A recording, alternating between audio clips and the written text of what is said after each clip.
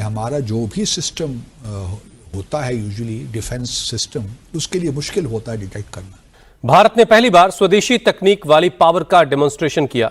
पोखरण और जोशीमठ में वायु अस्त्र का सफल परीक्षण किया गया। जब इंडियन आर्मी चीफ एक इवेंट से खिताब कर रहे थे और उन्होंने पाकिस्तान की बात करते हुए कहा कि पाकिस्तान को यह फैसला करना होगा कि वो हिस्ट्री और ज्योग्राफी का हिस्सा रहना चाहता है या नहीं। बड़ा सख्त बयान। महज एक सिंगल अटेम्प्ट में इस आसमानी शिकारी ने 100 किलोमीटर दूर स्थित टारगेट के चिथड़े उड़ा दिए। अब इंटरेस्टिंग डेवलपमेंट एक और आई है, और वो ये आई है कि अमेरिका ने 428 मिलियन के अपाची जो सस्टेनमेंट सपोर्ट है इंडिया के लिए, उसका ऐलान किया। अब चूंकि भारत की मईशत बहुत बड़ी है, उनके पास पैसा बहुत है, आईटी सेक्टर है, गैर मुल्की सरमायाकारी है, वो फंड्स दे सकते हैं। अभी भी आपको पता है इस ईरान की जंग में भी रूस, चीन, अमेरिका, इसराइल, अरब ममालिक सबके साथ उन्होंने दरवाजे खोल दिए। यूरोप के साथ भी जीरो टैरिफ पे अपनी तिजारत को किस तरह बढ़ाई जा रहे हैं, ब्रिक्स का हिस्सा भी है और ईरान से सस्ता तेल भी रूस से खरीदते रही।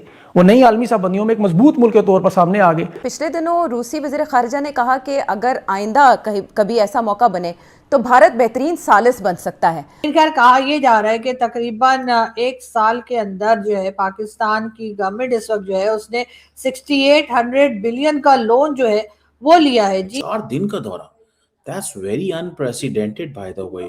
I have not heard about this के अमेरिकी सेक्रेटरी ऑफ स्टेट 4 दिन जाके रहेंगे।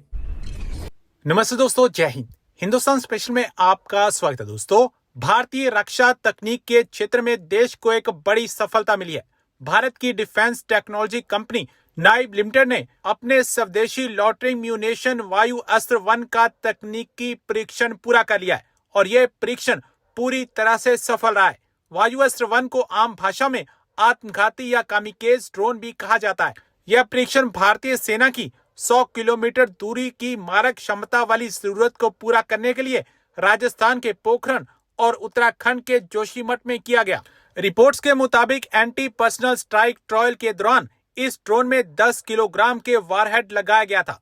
परीक्षण के दौरान इस सिस्टम ने एक ही बार में 100 किलोमीटर दूर मौजूद अपने लक्ष्य पर बेहद सटीक निशाना लगाया। निशाने की चूक की गुंजाइश 1 मीटर से भी कम रही है, जो इसकी अचूक मारक क्षमता को दिखाती है। इस परीक्षण के दौरान वायु अस्त्र 1 ने मिशन को बीच में रोकने, दोबारा हमले करने और वापस घूमकर हमला करने की अपनी बेहतरीन क्षमताओं का भी शानदार प्रदर्शन किया है। एक तरफ हम देखते हैं कि अमेरिकी secretary of state Marco Rubio जो हैं, उनका दौरा इंडिया तैयार है और बड़े पैमाने के ऊपर वो बड़े लेवल पे जाके मुलाकातें करेंगे 3-4 शहरों में। 4 दिन का दौरा, that's very unprecedented by the way. I have not heard about this के अमेरिकी सेक्रेटरी ऑफ स्टेट 4 दिन जाके रहेंगे। अब इंटरेस्टिंग डेवलपमेंट एक और आई है, और वो ये आई है कि अमेरिका ने 428 मिलियन के अपाची जो सस्टेनमेंट सपोर्ट है इंडिया के लिए, उसका ऐलान किया। Let me show you that original वो जो है उसकी प्रेस रिलीज टाइप। अगर आप ये देखें तो इसमें बड़ी क्लैरिटी है कि अमेरिकन क्या चाहते हैं। अमेरिकन जारी बात है ये चाहते हैं कि हम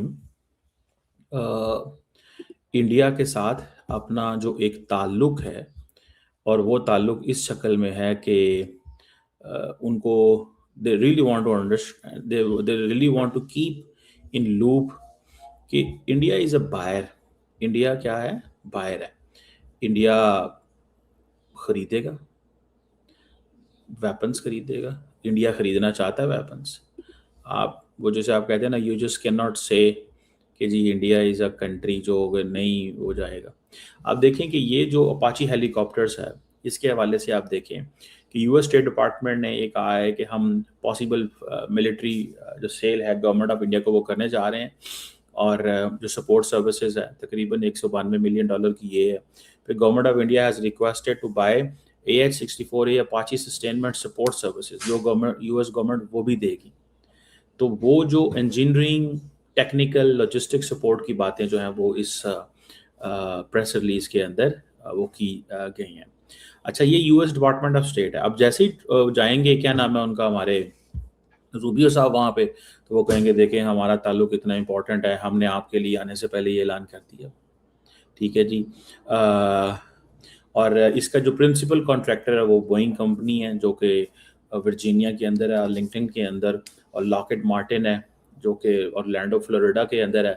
तो ये वो बेसिकली समझते हैं कि that's how we need to move on with India. अच्छा, इंडिया जो है, पहली तो बात है बोइंग एंड लॉकहीड मार्टिन जो है, जैसे मैंने कहा वो मेन कॉन्ट्रैक्टर है। इंडिया चाहता है मेक इन इंडिया हो, वो चाहता है मेक इन इंडिया हो। नवाज शरीफ साहब जो है वो अपना मुंह पकड़े नजर आ रहे हैं। मतलब ये कि कोई परेशान हैरान परेशान से है कि पाकिस्तान के लिए अक्सर कहा जाता है कि पाकिस्तान लोन लेता रहता है, कभी IMF से, कभी वर्ल्ड बैंक से, कभी यहाँ से, कभी वहां से, कभी सऊदिया, कभी कतर, कभी कुवैत, न जाने क्या क्या। अब तो बाकायदा जो MBS है और दूसरे लोग जो गल्फ के, उन्होंने पाकिस्तान के पांव पकड़ लिए कि भैया माफ कर दो हबीबी, हैया हैया, तेल खत्म हो गया है हमारा भैया। अब वो तो खुद कुछ और करने की सोच रहे हैं कि टूरिज्म स्टार्ट करें या क्या करें, कैसे अपनी कंट्री को चलाएं, लेकिन हमने उनको छीलना नहीं छोड़ा।